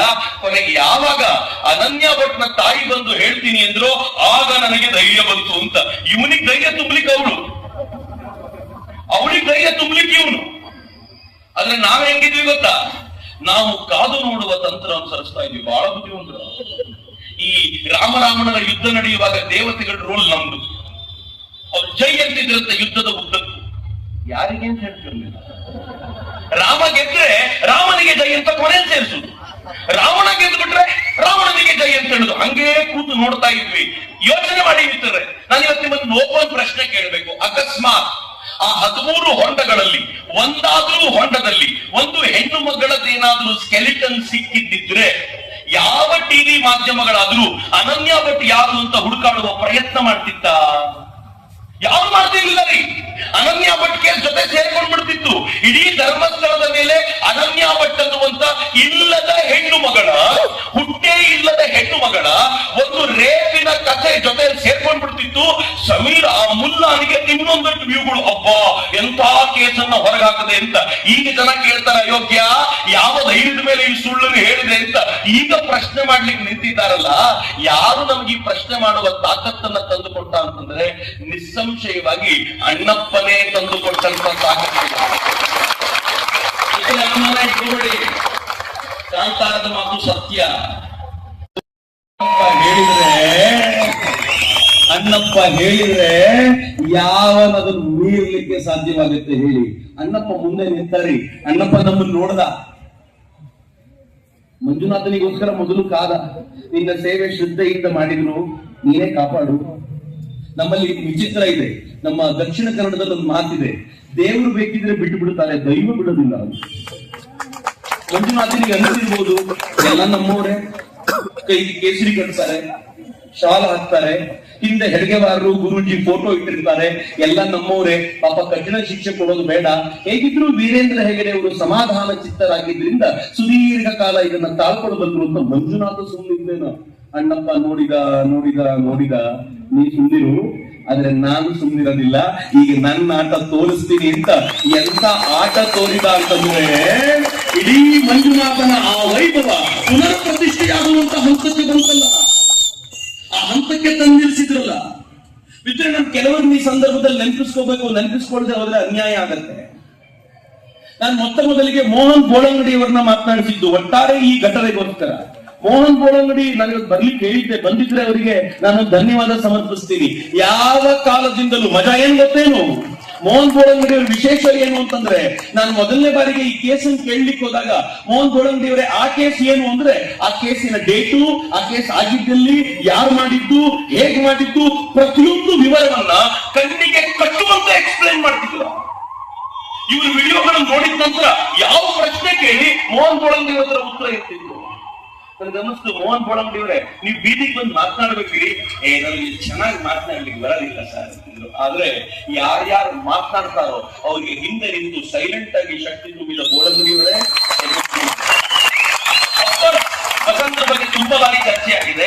ನಾನು ಬಹಳ ಹೆಮ್ಮೆಯಿಂದ ಹೇಳ್ತೀನಿ, ನಾವೆಲ್ಲರೂ ಯಾರು ಅಫ್ಕೋರ್ಸ್ ಅದು ಧರ್ಮಸ್ಥಳಕ್ಕೆ ಸೀಮಿತವಾಗಿರುವಂತದ್ದು, ದಕ್ಷಿಣ ಕನ್ನಡಕ್ಕೆ ಸೀಮಿತವಾಗಿರುವಂತದ್ದು ಅಂತ ನಾವು ಯಾರು ತಲೆನೇ ಹಾಕದೆ ಹೋದಾಗ ಆವತ್ತು ಅದಕ್ಕೆ ಬಂದು ಆವತ್ತಿನಿಂದ ಇವತ್ತಿನವರೆಗೂ ಮೋರ್ಚಾ ಬಲವಾಗಿ ಹಿಡಿದು ನನ್ಗೆ ಚೆನ್ನಾಗಿ ಗೊತ್ತಿದೆ. ನಾನು ಅವ್ರ ಜೊತೆ ಒಂದು ಇಂಟರ್ವ್ಯೂ ಮಾಡುವಾಗ ಕೇಳ್ತಿದ್ದೆ, ವಸಂತರೇ ನೀವು ಇನ್ನೊಂದು ಕೊಲೆ ಪ್ರಕರಣ ತೆಗೆದುಕೊಂಡು ಬಂದ್ರೆ ಏನ್ ಮಾಡ್ತೀರಾ? ಏನ್ ಮಾಡೋದು ಚಕ್ರವರ್ತಿ ಅವರೇ? ಅವರು ಹೊಸದೊಂದು ಕೊಲೆಯನ್ನು ತಗೊಂಡ್ ಬರ್ತಾರೆ, ನಾವು ಅದಕ್ಕೆ ಪ್ರೂಫ್ ಅನ್ನು ಹುಡುಕಾಡ್ಕೊಂಡು ನಾವು ಹೋಗ್ಬೇಕು. ಅವರಿಗೇನು ಸುಳ್ಳು ಹೇಳಲಿಕ್ಕೆ ಟೆನ್ಷನ್ ಇಲ್ಲ, ಒಂದು ಸುಳ್ಳು ಹೇಳ್ಬಿಡ್ತಾರೆ, ಅದು ಸುಳ್ಳು ಅಂತ ಪ್ರೂವ್ ಮಾಡ್ಲಿಕ್ಕೆ ನಾವು ಸಾಯ್ಬೇಕು. ಇದೇ ಕೆಲಸ ಆಗೋಗಿದೆ ನಮ್ಗೆ ಅಂತ ಕಳೆದ 12 ವರ್ಷಗಳಿಂದ ನಿರಂತರವಾಗಿ ಅವರು ಆಡಿದ ಪ್ರತಿಯೊಂದು ಮಾತನ್ನು ಸುಳ್ಳು ಅಂತ ಸಾಬೀತು ಮಾಡೋದ್ರಲ್ಲಿ ನಿರಂತರಾಗಿದ್ದಾರಲ್ಲ, ನಾನು ಬಹಳ ಪ್ರೀತಿಯಿಂದ ಅಭಿನಂದಿಸ್ತೀನಿ.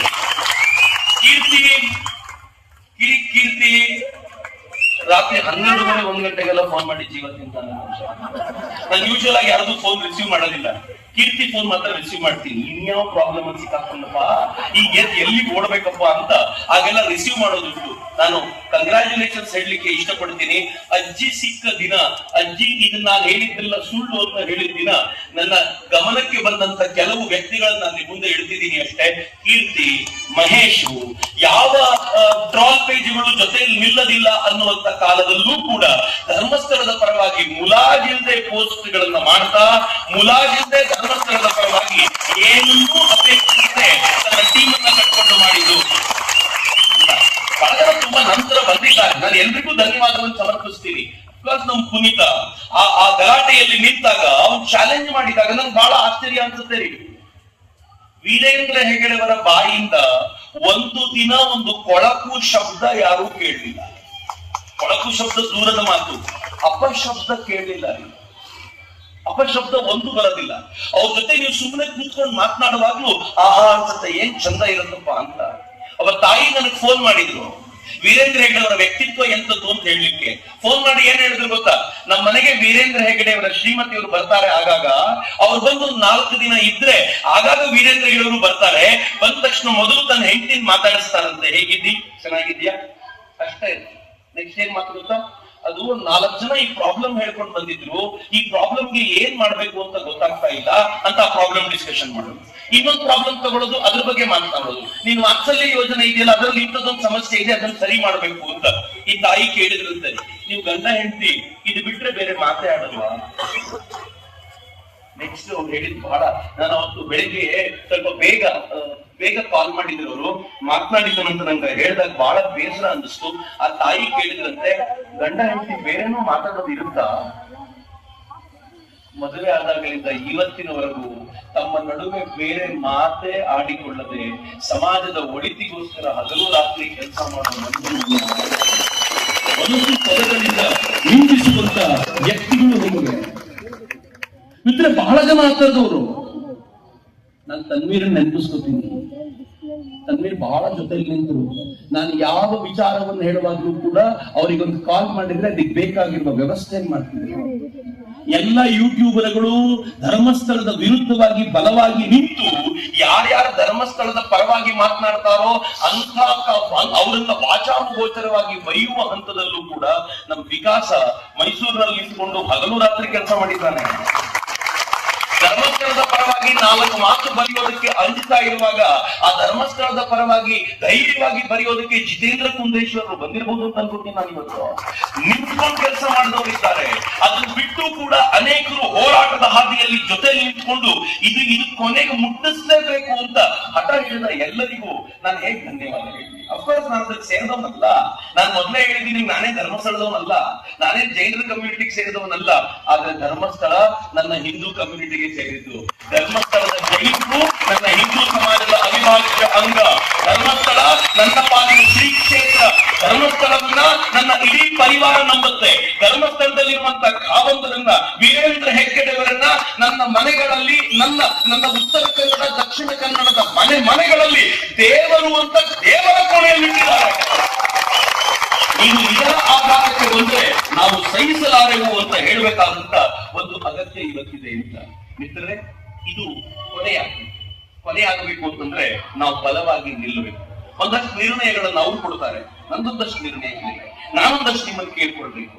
ನೀವು ಮಾಡ್ತೀರಾ ಅಂತ ನನಗೆ ಹೇಳಬೇಕು ಅಷ್ಟೇ. ಚೌತಿ ಹತ್ತಿರಕ್ಕೆ ಬಂತು, ಮಿತ್ರರು ಒಂದು ಐಡಿಯಾ ಕೊಟ್ಟಿದ್ದಾರೆ, ನನಗೆ ಬಹಳ ಚೆನ್ನಾಗಿದೆ ಅಂತ ಅನಿಸ್ತು.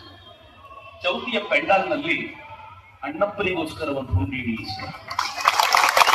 ಗಣೇಶನಿಗೆ ಬೇರೆ ಹುಂಡಿ ಇಡಿ, ಅಣ್ಣಪ್ಪನ ಒಂದು ನನ್ನ ರಿಕ್ವೆಸ್ಟ್ ಇಲ್ಲ, ನಂಗೆ ಗೊತ್ತಿಲ್ಲ, ನೀವು ಮಾಡ್ಬೋದು ಬಿಡ್ಬೋದು. ಯಾರಿಗೋಸ್ಕರ ಗೊತ್ತಾ ಹುಂಡಿ? ಅಯ್ಯೋ, ನಾನು ತಪ್ಪು ತಿಳ್ಕೊಂಡ್ಬಿಟ್ಟಿದ್ದೆ, ಹೆಂಗೆ ಈಗ ಸರಿ ಮಾಡೋದು ಇದನ್ನ ಅಂತ ಊರಲ್ಲಿ ಅಂದ್ಕೊಳ್ತಿರ್ತಾರಲ್ಲ, ಅವ್ರಿಗೆ ಹೇಳಿ ಈ ಹುಂಡಿ ಹಣ ಹಾಕಿ ಇದನ್ನ ಅಣ್ಣಪ್ಪನಿಗೆ ಮುಟ್ಟಿಸ್ತೀವಿ, ಅಣ್ಣಪ್ಪ ನಮ್ ಜನ ಒಳ್ಳೆಯವರು, ಹೀಗಾಗಿ ತಪ್ಪು ತಿಳ್ಕೊಂಡಿದ್ದಾರೆ, ಕೋಪಿಸ್ಕೊಳ್ಬೇಡ ಅಂತ ಒಂದು ಹುಂಡಿ ಇಟ್ಟು ಆ ಹುಂಡಿಯಲ್ಲಿ ಹಣ ಕಲೆಕ್ಟ್ ಮಾಡಿ ಎಲ್ರಿಗೂ ಹೇಳಿ, ಈ ಹುಂಡಿಯಲ್ಲಿ ನಿಮ್ಮ ಮನಸ್ಸಿನಲ್ಲಿ ಲವಲೇಶದಷ್ಟಾದರೂ ಧರ್ಮಸ್ಥಳದ ಕುರಿತಂತೆ ಅಪಚಿಂತನೆ ಬಂದಿದ್ರೆ, ವೀರೇಂದ್ರ ಹೆಗಡೆಯವರ ಕುರಿತಂತೆ ಕೆಟ್ಟ ಆಲೋಚನೆ ನಿಮ್ಮೊಳಗೆ ಬಂದಿದ್ರೆ ಆ ಹುಂಡಿಯಲ್ಲಿ ಹಣ ಹಾಕಿ ಅಂತ ಎಲ್ಲೆಲ್ಲಿ ಚೌತಿಯಲ್ಲಿ ಇಟ್ಟಿರ್ತೀರೋ ಒಂದು ಸಣ್ಣ ಹುಂಡಿ ಇಡಿ. ಯಾವ ಹಣ ಕಲೆಕ್ಟ್ ಆಗುತ್ತೋ ಆ ಹಣವನ್ನ ತೆಗೆದುಕೊಂಡು ಧರ್ಮಸ್ಥಳಕ್ಕೆ ಹೋಗೋಣ. ಧರ್ಮಸ್ಥಳದಲ್ಲಿ ಅಣ್ಣಪ್ಪನ ಮುಂದೆ ಇಟ್ಟು ನಮ್ ಜನ ಬಹಳ ಒಳ್ಳೆಯವರಪ್ಪ, ಧರ್ಮಸ್ಥಳದ ಕ್ಷೇತ್ರಕ್ಕೋಸ್ಕರ ಜೊತೆ ನಿಂತಿದ್ದಾರೆ ಅಂತ ಹೇಳುವ ಪ್ರಯತ್ನ ಮಾಡೋಣ. ಇದನ್ನ ಮಾಡೋಣ. ನಾನು ನಮ್ಮ ಗಣೇಶನಿಂದಲೇ ಶುರು ಮಾಡ್ತೀನಿ. ನಮ್ಮ ಗಣೇಶನ ಮುಂದೆ ಹುಂಡಿ ಇಡ್ತೀವಿ. ಅಫ್ಕೋರ್ಸ್ ನಾನಾಗ್ಲಿ, ನಮ್ ಯಾವ ಕಾರ್ಯಕರ್ತರಾಗ್ಲಿ ಒಂದೇ ಒಂದು ದಿನವೂ ಕೂಡ ಅಪನಂಬಿಕೆಯಿಂದ ಇದ್ದವರಲ್ಲ. ಸ್ಟಿಲ್ ಯಾವತ್ತಾದ್ರೂ ಒಂದು ಸಣ್ಣದ್ದು ನುಸುಳಿರಬಹುದು ಎನ್ನುವಂತ ಅನುಮಾನ ಇದೆಯಲ್ಲ, ಅದನ್ನು ಪ್ರಾಯಶ್ಚಿತ್ತದ ಮೂಲಕ ಕ್ಲಿಯರ್ ಮಾಡ್ಕೊಳ್ಳಿಕ್ಕೆ ನಾನು ಸಿದ್ಧವಾಗಿದ್ದೀನಿ. ನಂದು ಇನ್ನೊಂದು ಅಪೇಕ್ಷೆ ಇದೆ. ನಂಗೆ ಗೊತ್ತಿಲ್ಲ, ವಸಂತರು, ಮಹೇಶು, ನಮ್ಮ ಪುನೀತು, ಎಲ್ಲರೂ ಕೀರ್ತಿ ಎಲ್ಲರೂ ನಡೆಸ್ಕೊಡ್ಬೇಕು ಅಂತ. ನಾವೆಲ್ಲರೂ ಒಂದು ಪಾದಯಾತ್ರೆ ಮಾಡ್ಬೇಕ್ರಿ, ಒಂದು ಪಾದಯಾತ್ರೆ ಮಾಡಬೇಕು.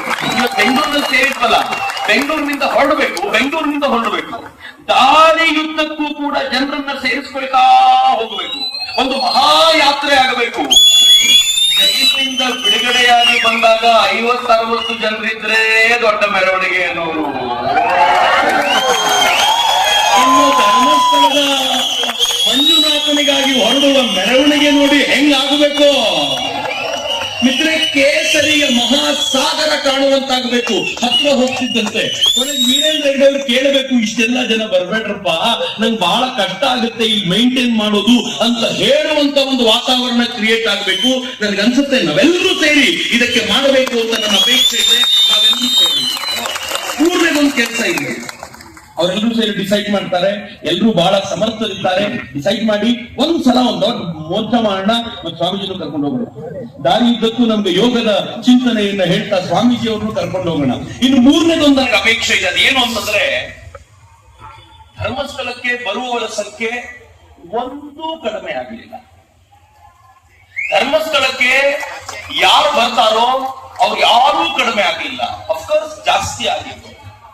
ಆದ್ರೆ ಭಯ ಏನಿದೆ ಗೊತ್ತೇನು? ಧರ್ಮಸ್ಥಳಕ್ಕೆ ಬರುವಂತವರಲ್ಲಿ ಮುಂದಿನ ಪೀಳಿಗೆಯವರ ಸಂಖ್ಯೆ ಕಡಿಮೆಯಾಗುವ ಸಾಧ್ಯತೆ. ಅವರು ಇನ್ಸ್ಟಾಗ್ರಾಮ್ ನಲ್ಲಿ ವಿಡಿಯೋ ನೋಡ್ಬಿಟ್ಟಿದ್ದಾರೆ, ಅವರು ಮುಲ್ಲಾದ ವಿಡಿಯೋ ನೋಡಿ ಲೈಕ್ ಮಾಡ್ಬಿಟ್ಟಿದ್ದಾರೆ, ಲಕ್ಷಾಂತರ ವ್ಯೂಸ್ ಅದಕ್ಕಿರೋದು ನೋಡಿ ಇಂಪ್ರೆಸ್ ಆಗ್ಬಿಟ್ಟಿದ್ದಾರೆ. ನಮ್ಮ ಶ್ರೀ ಕ್ಷೇತ್ರಗಳೆಲ್ಲ ಇಷ್ಟೇ, ಅದು ನೋಡ್ಕೊಳ್ಳೋರೆಲ್ಲ ಇಷ್ಟೇ ಅಂತ ಕೂತ್ಬಿಟ್ಟಿದೆ. ನಮ್ಮ ಮನೆಗಳಲ್ಲಿ ವಾಪಸ್ ಧರ್ಮಸ್ಥಳದ ಚರ್ಚೆ ಮಾಡೋಣ.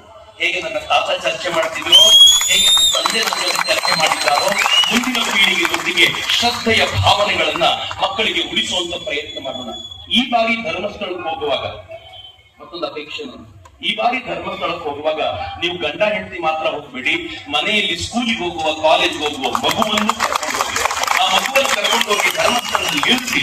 ನಾನು ಧರ್ಮಸ್ಥಳದ ಕಾರ್ಮಿಕರ ತಂಡವನ್ನು ಕೇಳ್ಕೊಳ್ತೀನಿ, ಈ ತರ ಯಾರೇ ಬಂದ್ರು ಗಡಿಬಿಡಿ ಮಾಡಬೇಡಿ, ಎಲ್ಲರೂ ಶ್ರದ್ಧೆಯಿಂದ ದೇವರ ದರ್ಶನ ಪಡ್ಕೊಳ್ಳುವಂತೆ, ದೇವರನ್ನ ನೋಡಿ ಆನಂದಿಸುವಂತೆ ಅವ್ರಿಗೆ ಬಿಟ್ಕೊಡಿ ಅಂತ ನಾವು ಕೇಳ್ಕೊಳ್ಳೋಣ. ನಾವೆಲ್ಲರೂ ಪೀಳಿಗೆಯ ಮುಂದಿನ ಪೀಳಿಗೆಯನ್ನ ಧರ್ಮಸ್ಥಳಕ್ಕೆ ಅಟ್ಯಾಕ್ ಮಾಡೋಣ. ಆಗ ಮಾತ್ರ ನಮ್ಮ ಒಳಗೆ ಭೇದ ಭಾವನೆಯನ್ನ ಬಿತ್ತಿ ಲೆಫ್ಟಿಸ್ಟ್ ಅಜೆಂಡಾ ಊರಬೇಕು ಅಂತ ಏನ್ ಪ್ರಯತ್ನ ಪಟ್ಟಿದ್ರು, ಇನ್ನೂ 100 ವರ್ಷಗಳ ಕಾಲ ಅವರಿಗೆ ದಕ್ಷಿಣ ಕನ್ನಡದಲ್ಲಿ ಸ್ಥಾನ ಕೊಡ್ಲಿಕ್ಕೆ, ಈ ಕರ್ನಾಟಕದಲ್ಲಿ ಸ್ಥಾನ ಕೊಡ್ಲಿಕ್ಕೆ ಸಾಧ್ಯವಾಗುತ್ತಿಲ್ಲ. ಆ ಪ್ರಯತ್ನ ನಾವು ಮಾಡಬೇಕಾಗಿದೆ. ಇನ್ನು 4ನೇದು, ಫೈಟ್ ಮಾಡೋಣ. ಈ ವಿಚಾರದಲ್ಲಿ ಬಲವಾಗಿ ನಿಂತ್ಕೊಳ್ಳೋಣ. ನಾನು ಲಿಂಗಾಯತ ಅಲ್ಲ, ನಾನು ಗೌಡ ಅಲ್ಲ, ನಾನು ಜೈನ ಅಲ್ಲ, ನಾನು ಬೌದ್ಧ ಅಲ್ಲ, ನಾನು ಸಿಖ್ ಅಲ್ಲ, ನಾನು ಬ್ರಾಹ್ಮಣ ಅಲ್ಲ, ನಾನು ಹಿಂದೂ ಎನ್ನುವಂತ ದೃಷ್ಟಿಯಿಂದ ಇದರ ಮೇಲೆ ಆಘಾತಕ್ಕೆ ಬಲವಾಗಿ ಪ್ರತಿರೋಧ ಒಡ್ಡುವಂತ ಪ್ರಯತ್ನವನ್ನ ಮಾಡಿದ್ರೆ ನನ್ಗನ್ಸುತ್ತೆ ನಾವು ಗೆದ್ದೇ ಗೆಲ್ತೀವಿ ಅಂತ. ನನ್ನ ಮಾತು ಮುಗಿಸೋಕ್ಕಿಂತ ಮುಂಚೆ ಒಂದೇ ಒಂದು ಮಾತು ಹೇಳಲಿಕ್ಕೆ ನೆನಪಿರ್ತದೆ, ಹೇಳಿದ್ದನ್ನು ಪುನರುಚ್ಚರಿಸ್ತೀನಿ, ನೆನ್ಪಿಟ್ಕೊಳ್ಳಿ. ಯಾರಾದ್ರೂ ಹಿಂದೂ ಧರ್ಮವನ್ನ ಹೊಗಳಿದ್ರೆ ಕಣ್ಣು ಮುಚ್ಕೊಂಡು ಅಕ್ಸೆಪ್ಟ್ ಮಾಡಿ. ಹಿಂದೂ ಧರ್ಮವನ್ನ ಯಾರಾದ್ರೂ ಬೈದ್ರೆ ಬೈದವನ ಯೋಗ್ಯತೆ ಏನು ಅಂತ ಮೊದಲು ಪರೀಕ್ಷೆ ಮಾಡಿ, ಆಮೇಲೆ ಯಾರು ಬಯಸ್ಕೊಂಡ್ರು ಅವ್ರ ಬಗ್ಗೆ ಚರ್ಚೆ ಮಾಡಿ ಅಂತ ನಾನು ನಿಮ್ಮನ್ನು ಕೇಳ್ಕೊಳ್ತಾ ನನ್ನ ಮಾತುಗಳನ್ನ ಮಂಜುನಾಥನ ಪದತಲಕ್ಕೆ ಸಮರ್ಪಿಸೋಕ್ಕಿಂತ ಮುಂಚೆ ಒಂದ್ಸಲ 2 ಕೈಗಳನ್ನ ಗಾಳಿಗೆ ಬೀಸಿ ಉಚ್ಚಕಂಠದಲ್ಲಿ ಜೈಕಾರ ಕೊಡಿ. ಭಾರತ್ ಮಾತಾ ಕೀ, ಸನಾತನ ಹಿಂದೂ ಧರ್ಮ ಕೀ, ಭಾರತ್ ಮಾತಾ ಕೀ, ಸನಾತನ ಹಿಂದೂ ಧರ್ಮ ಕೀ ಜೈ.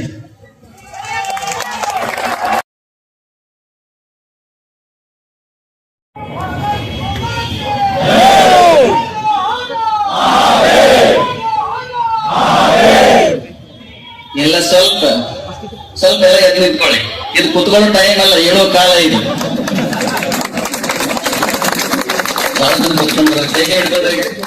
ಸ್ವಲ್ಪ ಸ್ಟ್ರೆಚ್ ಮಾಡಿ, ಈಗ ಸುಮ್ಮನೆ ಸ್ಟ್ರೆಚ್ ಮಾಡಿ, ಎಷ್ಟು ಖುಷಿ ಆಗತ್ತೆ ನೋಡಿ.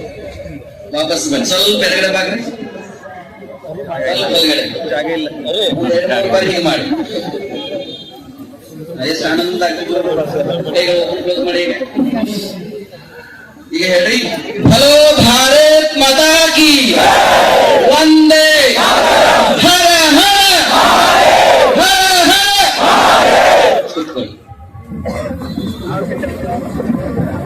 ಎಲ್ಲರೂ ಸ್ವಲ್ಪ ಕೈ ಮುಗಿದುಕೊಳ್ಳಿ. 1 ನಿಮಿಷ ಜನ ಹೇಳ್ಕೊಡ್ತಾರೆ. ನೀವು ನಿಂತ್ಕೊಂಡ್ರೆ ಕೈ ಮುಗಿದುಕೊಂಡು ನಿಂತ್ಕೊಳ್ಳಿ. ನೇರವಾಗಿ ಕೂತ್ಕೊಳ್ಳಿ, ಕಣ್ಣುಗಳನ್ನು ಮುಚ್ಚಿಕೊಳ್ಳಿ. ಮನಸ್ಸಿನ ಎಲ್ಲ ಆಲೋಚನೆ ವಿಚಾರವನ್ನು ಹೊರಗಡೆ ಹಾಕಿ. ಆರಾಮ ಆಗಿರುವಂತ ಮಂಗಗಳಿಗೆ ಸ್ವಲ್ಪ ಕೆಟ್ಟ ಬುದ್ಧಿ ಬಂತು. ಬರೇ ಬಾಳೆಹಣ್ಣು ತಿನ್ಕೊಂಡಿದ್ದ ನಡೀತಿತ್ತು ಆ ಮರಕಟ್ಟಗಳಿಗೆ. ಅವುಗಳು ಏನ್ ಮಾಡಿದಂತ ಭಕ್ತರು ಕೇವಲ ಬಾಳೆಹಣ್ಣು ತರ್ತಿರಲಿಲ್ಲ, ದೇವರಿಗೆ ಹೋಗ್ಬೇಕಾದ್ರೆ ಊದುಬತ್ತಿ ತರ್ತಾ ಇದ್ರು, ಅಗರಬತ್ತಿ ತರ್ತಾ ಇದ್ರು. ಆ ಗಿಳಿ ಕಡಿತವು. ಆ ಕಿಡಿ ತಗೊಂಡು ಏನ್ ಮಾಡಿದ್ರು ಅಂತಂದ್ರೆ ಆ ಮಂಗಗಳು ಧರ್ಮಸ್ಥಳಕ್ಕೆ ಬೆಂಕಿ ಹಚ್ಚಿ ಕೆಲಸ ಮಾಡಕ್ ಶುರು ಮಾಡಿಬಿಟ್ಟು ಆ ಕಿಡಿ ಬೆಂಕಿ ಆಗ್ಲಿಕ್ಕೆ ಶುರು ಆಯ್ತು. ನೋಡ್ತಾ ನೋಡ್ತಾ ಒಂದು ಮಂಗ ಇನ್ನೊಂದು ಮಂಗ ಸೇರ್ಕೊಂಡು ಸ್ಲೋಲಿ ನಿಧಾನವಾಗಿ ಏನ್ ಮಾಡಾಕತ್ತು, ಆ ಬೆಂಕಿ ಹಚ್ಚಿ ಕೆಲಸ ಮಾಡಕ್ ಶುರು ಮಾಡಿ ಕ್ಷಣದಲ್ಲಿ ಆ ಬೆಂಕಿ ಜೋರಾಗಿ ಆವರಿಸ್ಲಿಕ್ಕೆ ಶುರು ಆಯ್ತು. ಅಲ್ಲೇ ಒಂದು ಗಿಳಿ ಇತ್ತು, ಅದು ತನ್ನ ಮಕ್ಕಳ ಗೂಡು ಕಟ್ಟಿತ್ತು. ಅದು ಸುಮ್ಮನೆ ಸ್ವಲ್ಪ ಹೋಗಿತ್ತು ತನ್ನ ಮಕ್ಕಳಿಗೆ ಆಹಾರ ತೆಗೆದುಕೊಂಡು ಬರ್ಬೇಕು ಅಂತ ಹೇಳಿ. ಬರುತ್ತಳವಾಗಿ ಅದೇನು ಗೂಡಿಟ್ಟಿತ್ತಲ್ಲ, ಗೂಡಿನಲ್ಲಿರುವಂತ ಸಣ್ಣ ಸಣ್ಣ ಗಿಳಿಗಳು ಕೂಡ ಅವು ಸುಟ್ಟು ಕರಳಾಗಿತ್ತು. ಅದು ನೋಡಿತು, ಒಂದು 4 ಕಣ್ಣೀರ್ ಹಣ್ಣಿ ಹಾಕಿತು. ಆದ್ರೆ ಗಿಳಿ ಏನು ಮಾಡಿತು, ಸುಮ್ಮನೆ ಕುತ್ಕೋಲಿಲ್ಲ. ಅದು ಈ ಕಡೆ ಮಂಗಗಳು ಬೆಂಕಿ ಹಚ್ಚಕ್ ಶುರು ಮಾಡಿದ್ದು. ಗಿಳಿ ಏನು ಮಾಡಿತು ಅಂತಂದ್ರೆ ದೂರ ಹಾರಿಕೊಂಡು ಬಂದು ಒಂದು ಚುಂಚ ಬಾಯೊಳಗೆ ಒಂದ್ ಸ್ವಲ್ಪ ನೀರ್ ತೆಗೆದುಕೊಂಡು ಬಂದು ಎಲ್ಲೆಲ್ಲಿ ಬೆಂಕಿ ಹಚ್ಚಲ್ಲ ಅಲ್ಲಿ ಹಾಕಕ್ ಶುರು ಮಾಡಿತ್ತು. ದೂರ ಹಾರುವುದು, ಒಂದು ಹನಿ ನೀರ್ ತರೋದು, ಎಲ್ಲಿ ಬೆಂಕಿ ಹಚ್ಚುತ್ತೆ ಅಲ್ಲಿ ಹಾಕೋದು, ಹಿಂಗೆ ಪೂರ ದಿನ ಎಲ್ಲ ಮಾಡಕತ್ತಿತ್ತು. ಈ ಕಡೆ ಬೆಂಕಿ ಹಚ್ಚಕ್ ಶುರು ಮಾಡಿತ್ತು ಮರಕಟ್ಟಗಳು. ಅಲ್ಲೊಬ್ಬ ಸಂತ ಇದನ್ನು ಮಾಡೋದನ್ನು ನೋಡ್ದ. ನೋಡಿ ಆ ಗಿಳಿ ಕರೆದ, ಏ ಗಿಳಿ, ನಿನಗೆ ಬುದ್ಧಿ ಇಲ್ಲ ಏನು? ಇಷ್ಟೊಂದು ಕೆಟ್ಟ ಮಂಗಗಳು ಈ ಕೆಟ್ಟ ಬಿಸಿಲೊಳಗ ಬೆಂಕಿ ಹಚ್ಚಕ್ ಶುರು ಮಾಡಿದಾಗ ನಿಂದು ಒಂದು ಹನಿ ಎಲ್ಲಿ ಆಗ್ತದೆ ಅಂತ ಕೇಳಿದ. ನೀನ್ ಹಾಕುವ ಒಂದು ಹನಿಯಿಂದ ಹೆಂಗ ಆಗ್ತದ ಅಂತ ಕೇಳಿದ. ಅದಕ್ಕ ಮಂಗ ಹೇಳಿತು, ಸಂತ್ರೆ ಗೊತ್ತಿರ್ಲಿ, ನಾಳೆ ಬೆಂಕಿ ಹಚ್ಚಿದವರು ಸಾಯ್ತಾರ, ನಾನು ಸಾಯ್ತೇನೆ. ನಾಳೆ ನಾವು ಮೇಲೆ ಹೋಗ್ತೀವಿ, ಯಮಲೋಕದ ಹತ್ರ ಹೋಗ್ತೀವಿ. ಅವನ ಹತ್ರ 2 ಬುಕ್ ಇರ್ತಾವ. ಒಂದು ಬುಕ್ ನಲ್ಲಿ ಬೆಂಕಿ ಹಚ್ಚಿದವ್ರ ಲಿಸ್ಟ್ ಇರ್ತದ, ಇನ್ನೊಂದು ಬುಕ್ ನಲ್ಲಿ ಬೆಂಕಿ ಆರ್ಸೋ ಲಿಸ್ಟ್ ನಲ್ಲಿ ಇರ್ತದ. ನಾನು ಬೆಂಕಿ ಆರ್ಸೋ ಲಿಸ್ಟ್ ನಲ್ಲಿ ಇರ್ತೀನಿ, ಅದಕ್ಕಾಗಿ ಇದು ಮಾಡಕತ್ತೇನೆ ಅಂತ ಹೇಳಿತ್ತು. ನೆನಪಲ್ಲಿ ಸಂತ್ರೆ, ನಿಮ್ಮಂತ ಸಂತರು ಸುಮ್ಮ ಕೂತ್ಕೊಂಡಿರೋದ್ರಿಂದ ಬೆಂಕಿ ಹಚ್ಚಾಗ್ತದ, ನನ್ನ ಜೊತೆಗೆ ನೀವು ಬರಿ ಅಂತ ಹೇಳಿತ್ತು. ಇವತ್ತು ಈ ಗಿಳಿ ಬಂದಕ್ಕೆ ಈ ಸಂತರು ಬಂದಾರ. ಈ ನಾಡಿನಲ್ಲಿರುವಂತ ಕೇವಲ ಒಬ್ಬ ಸ್ವಾಮಿಗಳು. ವಸಂತ ಬಂದಾಗಿದೆ, ಕಾಗೆಗಳ ಕರ್ಕಶ ಖತಮ್ ಆಗ್ತಾ ಇದೆ. ಕೋಗಿಲೆಗಳು ಇಂಪಾದ ನಾದವನ್ನ, ಗಿಳಿಗಳ ಇಂಪಾದ ನಾದವನ್ನ ಕೇಳುವ ಸಮಯ ಬಂದಿದೆ. ಈ ನಾಡಿನಲ್ಲಿರುವಂತಹ ಮಠಾಧೀಶರು, ಪೀಠಾಧೀಶರು, ಸ್ವಲ್ಪ ನಿಮಗೆ ನೆನಪಿರಲಿ, ಇವತ್ತು ಧರ್ಮಸ್ಥಳ ಹೆಗಡೆಯವರಿಗೆ ಬಂದಿದೆ. ಆ ಧರ್ಮಸ್ಥಳಕ್ಕೂ ನಮಗೇನು ಅಂತ ಸಂಬಂಧ ಅಂತ ತಿಳ್ಕೊಳಕ್ ಹೋಗ್ಬೇಡಿ. ಪಕ್ಕದ ಮನೆಗೆ ಬೆಂಕಿ ಹಚ್ಚಿದಾಗ ನೀವು ಖುಷಿಯಾಗಿರ್ಲಿಕ್ಕೆ ಹೋಗ್ಬೇಡಿ. ಆ ಬೆಂಕಿ ನಾಳೆ ನಿಮ್ಮ ಮನೆಗೆ ಆವರಿಸ್ಕೊಳ್ತದೆ. ಇವತ್ತು ಧರ್ಮಸ್ಥಳಕ್ಕೆ ಬಂದಿದೆ, ಕೆಲವು ದಿನಗಳಿಂದ ಶನಿ ಶಿಗ್ನಾಪುರಕ್ಕೆ ಬಂತು, ನಿಮಗೆಲ್ಲ ಗೊತ್ತಿದೆ. ಈಗ ಅಯ್ಯಪ್ಪ ಸ್ವಾಮಿಯಿಂದ ಅಣ್ಣಪ್ಪ ಸ್ವಾಮಿ ಹತ್ರ ಬಂದಿದ್ದಾರೆ ಅವರು. ಅದಕ್ಕೆ ಈ ಸಂದರ್ಭದಲ್ಲಿ ನಾವು ಸುಮ್ಮ ಕೂತ್ಕೊಳ್ಳುವಂತ ಜಾಯಮಾನ ಆಗಬಾರದು. ಶತಮಾನಗಳಿಂದ 200 ವರ್ಷಗಳ ಹಿಂದೆ ಬ್ರಿಟಿಷರು ಭಾರತಕ್ಕೆ ಬಂದ್ರಲ್ಲ, ಈ ದೇಶದಲ್ಲಿ ಸಾವಿರ ಜನ ಚಕ್ರವರ್ತಿಗಳಿದ್ರು, ರಾಜರಿದ್ರು. ಎಲ್ಲ ಬ್ರಿಟಿಷರು ಏನ್ ಮಾಡಿದ್ರು ಅಂತಂದ್ರ ಚಕ್ರವರ್ತಿಗಳನ್ನೆಲ್ಲ ಗುಲಾಮ ಮಾಡಿಬಿಟ್ರು. ಕಿತ್ತೂರು ಚೆನ್ನಮ್ಮ ಬ್ರಿಟಿಷರ ವಿರುದ್ಧ ಹೋರಾಟ ಮಾಡಿದ್ರಲ್ಲ, ಮೊದಲೇ ಇದ್ದ ಗೆದ್ದಳಲ್ಲ, ಗೆದ್ದಾಗ ಅವ್ರ ಜೊತೆ ಯಾರಿದ್ರು? ಕೇವಲ 284 ಹಳ್ಳಿಗಳ ಸಣ್ಣ ಒಂದು ಆಸ್ಥಾನ. ಅವಳು ಯಾರು ನಂಬಿದಳು ಅಂತಂದ್ರೆ, ಸೂರ್ಯ ಮುಳುಗನ ಸಾಮ್ರಾಜ್ಯಕ್ಕೆ ಚಾಲೆಂಜ್ ಮಾಡಬೇಕಾದ್ರೆ ಅವ್ರ ಹತ್ತಿರ ಸಂಗೊಳ್ಳಿ ರಾಯನಿದ್ದ.